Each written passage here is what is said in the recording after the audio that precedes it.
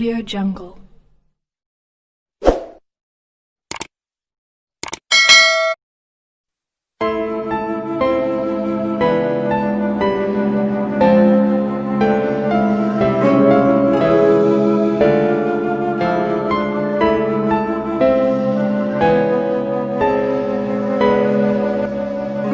Di antara putra-putra Kiai Saleh, pengasuh pesantren Sabilul Muttaqin dan sesepuh di daerah kami, Gus Ja'farlah yang paling menarik perhatian masyarakat.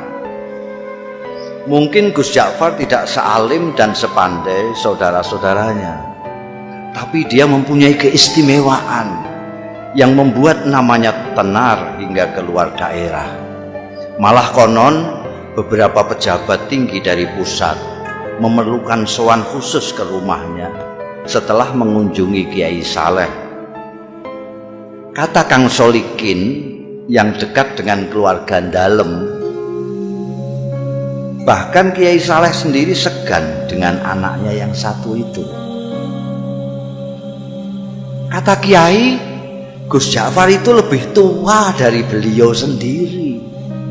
Cerita Kang Solikin suatu hari kepada kawan-kawannya yang sedang membicarakan putra bungsu Kiai Saleh itu. Saya sendiri tak paham apa maksudnya kok anaknya lebih tua dari beliau itu.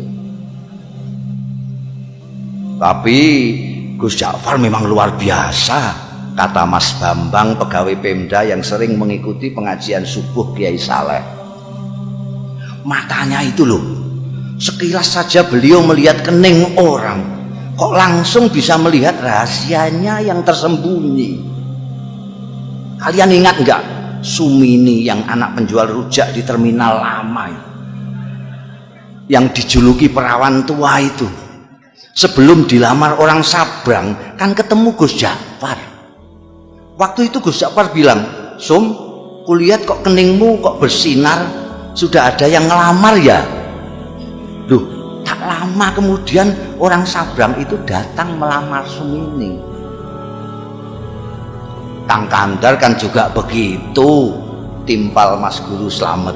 Kalian kan mendengar sendiri ketika Gus Ja'far bilang kepada tukang kebun SD 4 itu, "Kang, saya lihat hidung sampean kok sudah bengkok, sudah capek menghirup napas ya?" Loh, ternyata besoknya Kang Kandar meninggal.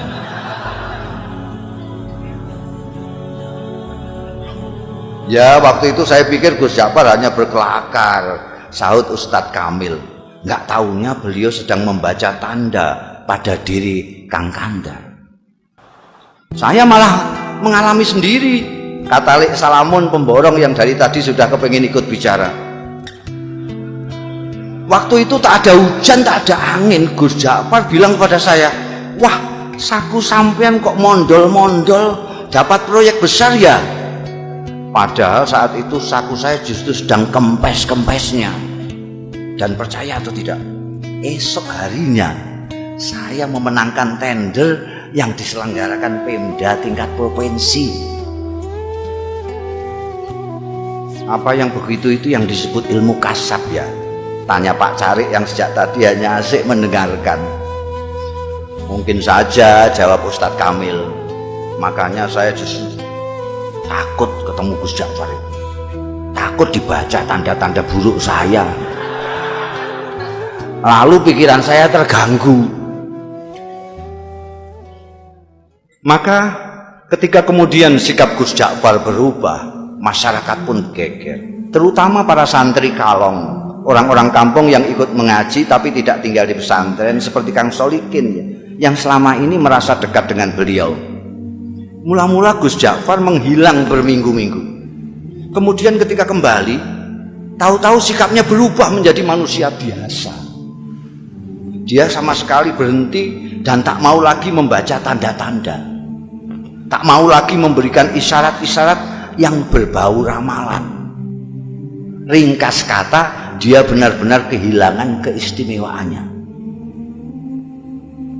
Jangan-jangan ilmu beliau hilang pada saat beliau menghilang itu. Komentar Mas Guru Slamet penuh penyesalan. Wah, sayang sekali. Apa gerangan yang terjadi pada beliau ya? Kemana beliau pergi saat menghilang pun kita tidak tahu, kata Lek Salamun. Kalau saja kita tahu kemana beliau pergi, mungkin kita akan mengetahui apa yang terjadi pada beliau dan mengapa beliau kemudian berubah. Tapi bagaimanapun ini ada hikmahnya, ujar Ustadz Kamil. Paling tidak kini kita tidak bisa setiap saat menemui Gus Ja'far kini kita bisa setiap saat menemui Gus Ja'far tanpa merasa deg-degan dan was-was. Bisa mengikuti pengajiannya dengan niat tulus mencari ilmu, tidak takut ditebak-tebak. Maka jika kita ingin mengetahui apa yang terjadi dengan Gus kita ini hingga sikapnya berubah dan ilmunya hilang, sebaiknya kita langsung saja menemui beliau. Begitulah sesuai usul Ustadz Kamil, pada malam Jumat sehabis wiridan salat Isya, saat mana Gus Ja'far Prai tidak mengajar, rombongan santri Kalong sengaja mendatangi rumahnya. Kali ini hampir semua anggota rombongan merasakan keakraban Gus Ja'far jauh melebihi yang sudah-sudah. Mungkin karena kini tidak ada lagi sekat berupa rasa segan, was-was dan takut dibaca tanda-tanda. Setelah ngobrol kesana kemari, akhirnya Ustadz Kamil berterus terang mengungkapkan maksud utama kedatangan rombongan. Gus, di samping silaturahmi seperti biasa, malam ini kami datang juga dengan sedikit keperluan khusus. Singkatnya, kami penasaran dan sangat ingin tahu latar belakang perubahan sikap sampean. Perubahan apa? Tanya Gus Ja'far sambil tersenyum penuh arti. Sikap yang mana? Kalian ini ada-ada saja. Saya kok merasa tidak berubah. Dulu sampean kan biasa dan suka membaca tanda-tanda orang, tukas Mas Guru Slamet. Kok sekarang tiba-tiba makpet, sampean tak mau lagi membaca, bahkan diminta pun tak mau. Oh itu, kata Gus Ja'far seperti benar-benar baru tahu. Tapi dia tidak segera meneruskan bicaranya, diam agak lama. Baru setelah menyeruput kopi di depannya, dia melanjutkan. Ceritanya panjang. Dia berhenti lagi, membuat kami tidak sabar, tapi kami diam saja. Kalian ingat enggak, saya lama menghilang? Akhirnya Gus Ja'far bertanya, membuat kami yakin bahwa dia benar-benar siap untuk bercerita. Maka serempak kami mengangguk. Suatu malam saya bermimpi ketemu almarhum ayah, dan saya disuruh mencari seorang wali sepuh yang tinggal di sebuah desa kecil di lereng gunung yang jaraknya dari sini sekitar 200 km ke arah selatan. Namanya Kiai Tawakal. Kata ayah dalam mimpi itu, hanya kiai-kiai tertentu yang tahu tentang kiai yang usianya sudah lebih 100 tahun ini. Santri-santri belajar kepada beliau pun rata-rata sudah disebut kiai di daerah masing-masing. Terus terang, sejak bermimpi itu saya tidak bisa menahan keinginan saya untuk berkenalan dan kalau bisa berguru kepada wali tawakal itu. Maka dengan diam-diam dan tanpa pamit siapa-siapa, saya pun pergi ke tempat yang ditunjukkan ayah dalam mimpi dengan niat bil barokah dan menimba ilmu beliau. Ternyata ketika sampai di sana, hampir semua orang yang saya jumpai mengaku tidak mengenal nama Kiai Tawakal. Baru setelah seharian melacak ke sana kemari, ada seorang tua yang memberi petunjuk. Cobalah nak mas, ikuti jalan setapak di sana itu, katanya.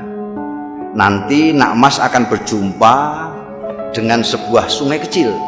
Terus saja nak mas menyeberang. Begitu sampai seberang, nak mas akan melihat gubuk-gubuk kecil dari bambu. Nah, kemungkinan besar orang yang nak mas cari akan nak mas jumpai di sana. Di gubuk yang terletak di tengah-tengah itulah tinggal seorang tua seperti yang nak mas gambarkan. Orang sini memanggilnya Mbah Jogo. Barangkali itulah yang nak mas sebut Kiai siapa tadi? Kiai Tawakal. Ya, Kiai Tawakal. Saya yakin itu orangnya, Mbah Jogo. Saya pun mengikuti petunjuk orang tua itu menyeberang sungai dan menemukan sekelompok rumah gubuk dari bambu. Dan betul, di gubuk bambu yang terletak di tengah-tengah, saya menemukan Kiai Tawakal alias Mbah Jogo sedang dikelilingi santri-santrinya yang rata-rata sudah tua. Saya diterima dengan penuh keramahan, seolah-olah saya sudah merupakan bagian dari mereka. Dan kalian tahu, ternyata penampilan Kiai Tawakal sama sekali tidak mencerminkan sosoknya sebagai orang tua. Tubuhnya tegap, wajahnya berseri-seri, kedua matanya indah memancarkan kearifan. Bicaranya jelas dan teratur, hampir semua kalimat yang meluncur dari mulutnya bermuatan kata-kata hikmah. Tiba-tiba Gus Ja'far berhenti, menarik napas panjang, baru kemudian melanjutkan. Hanya ada satu hal yang membuat saya terkejut dan terganggu. Saya melihat di kening beliau yang lapang ada tanda yang jelas sekali, seolah-olah saya membaca tulisan dengan huruf yang cukup besar dan berbunyi ahli neraka. Astagfirullah. Belum pernah selama ini saya melihat tanda yang begitu gamblang. Saya ingin tidak mempercayai apa yang saya lihat. Pasti saya keliru. Masa seorang yang dikenal wali, berilmu tinggi dan disegani banyak kiai yang lain disurat sebagai ahli neraka? Tak mungkin. Saya mencoba meyakinkan diri saya bahwa itu hanyalah ilusi, tapi tak bisa. Tanda itu terus melekat di kening beliau. Bahkan belakangan saya melihat tanda itu semakin jelas ketika beliau habis berwudu. Gila. Akhirnya niat saya untuk menimba ilmu kepada beliau, meskipun secara lisan memang saya sampaikan demikian, dalam hati sudah berubah menjadi keinginan untuk menyelidiki dan memecahkan keganjilan ini. Beberapa hari saya amati perilaku Kiai Tawakal. Saya tidak melihat sama sekali hal-hal yang mencurigakan. Kegiatan rutinnya sehari-hari tidak begitu berbeda dengan kebanyakan kiai yang lain.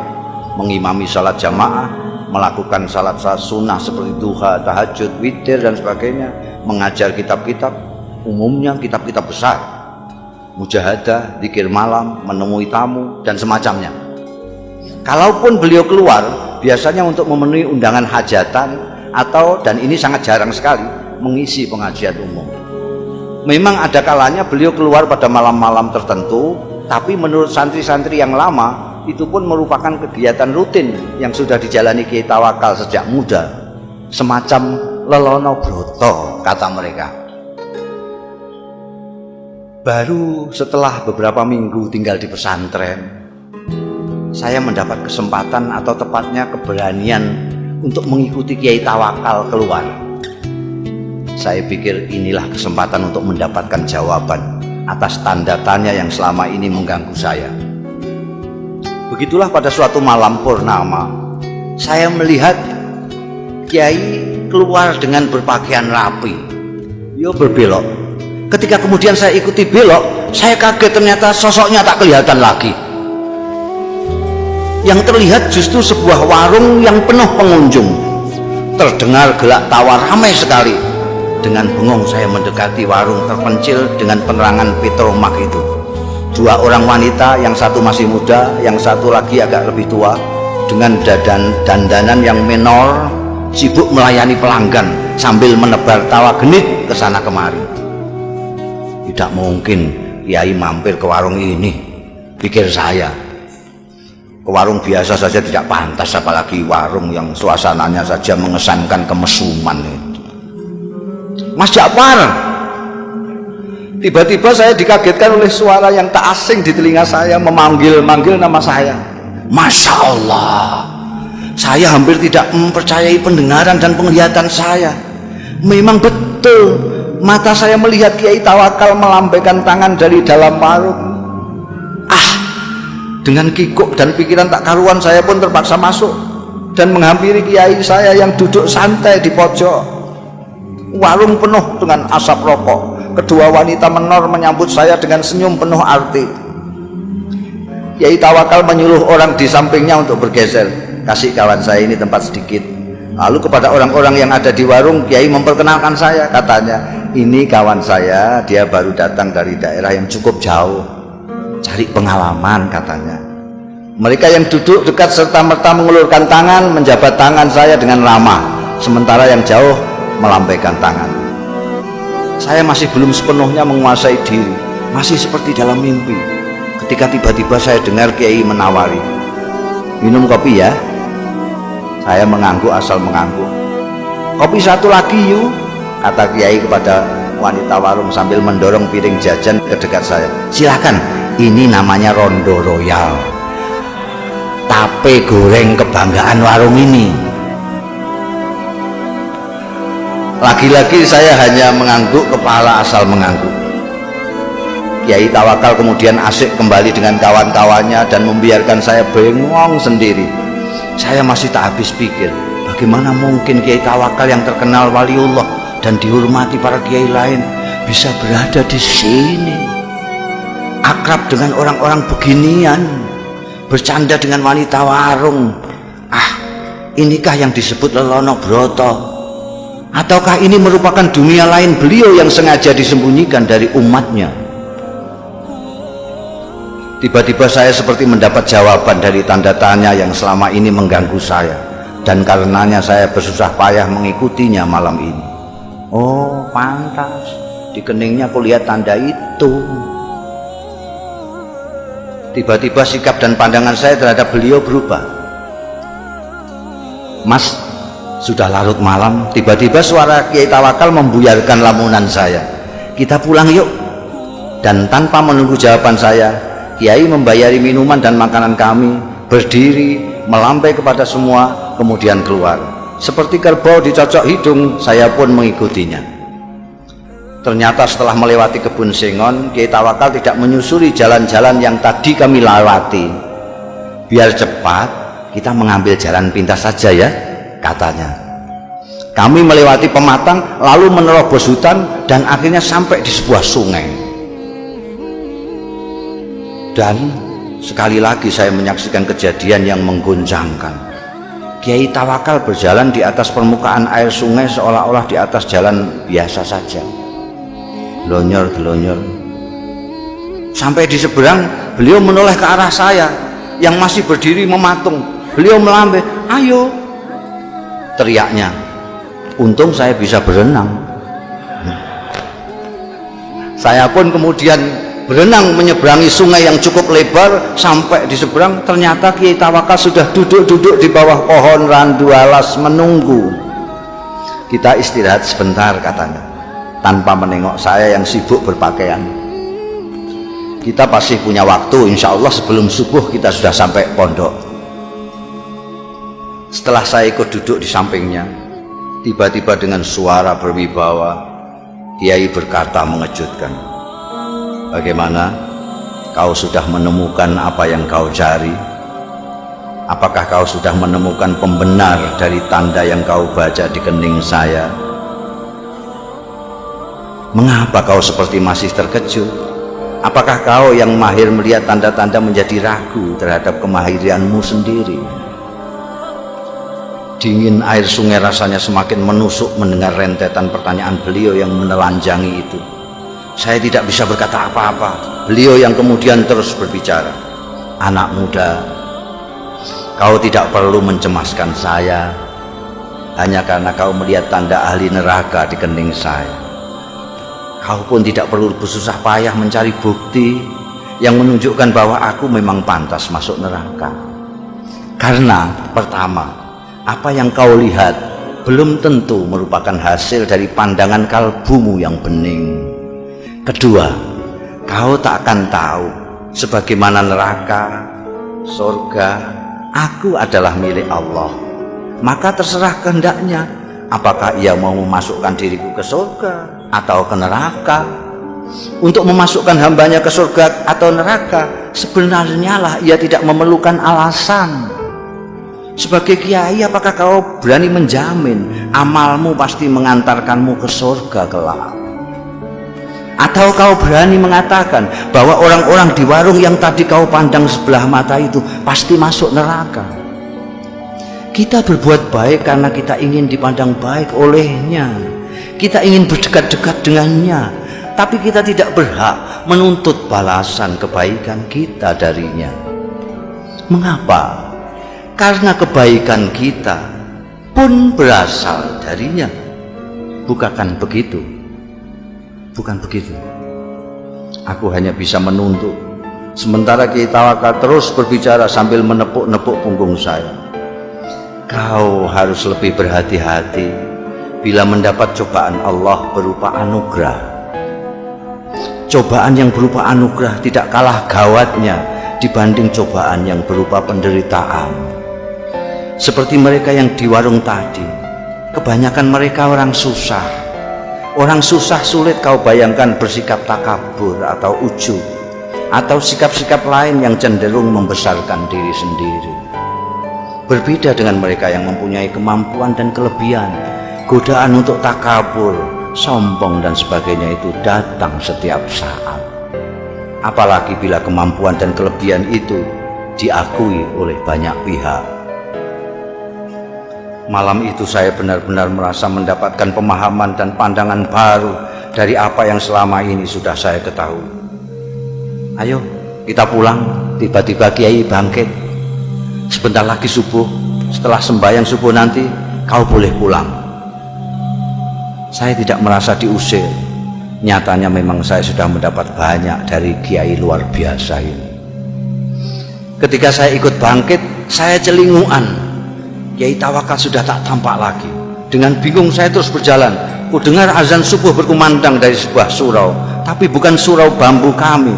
Seperti orang linglung, saya datangi surau itu dengan harapan bisa ketemu dan berjamaah salat subuh dengan Kiai Tawakal. Tapi jangankan Kiai Tawakal, orang yang mirip beliau pun tak ada. Tak seorang pun dari mereka yang berada di surau itu yang saya kenal.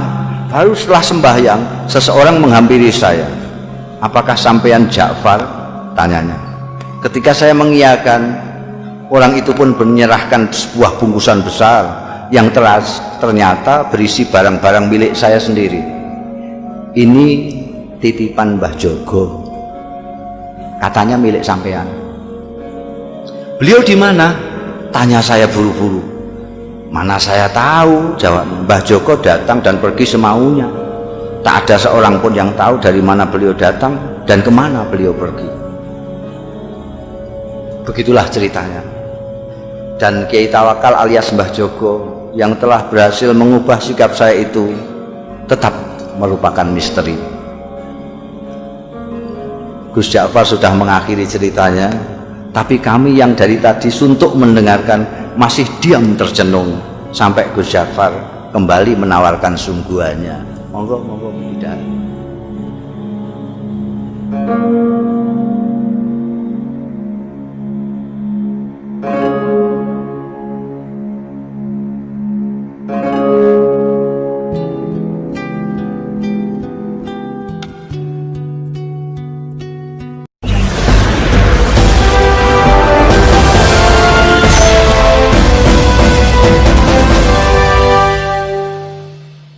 Audio Jungle.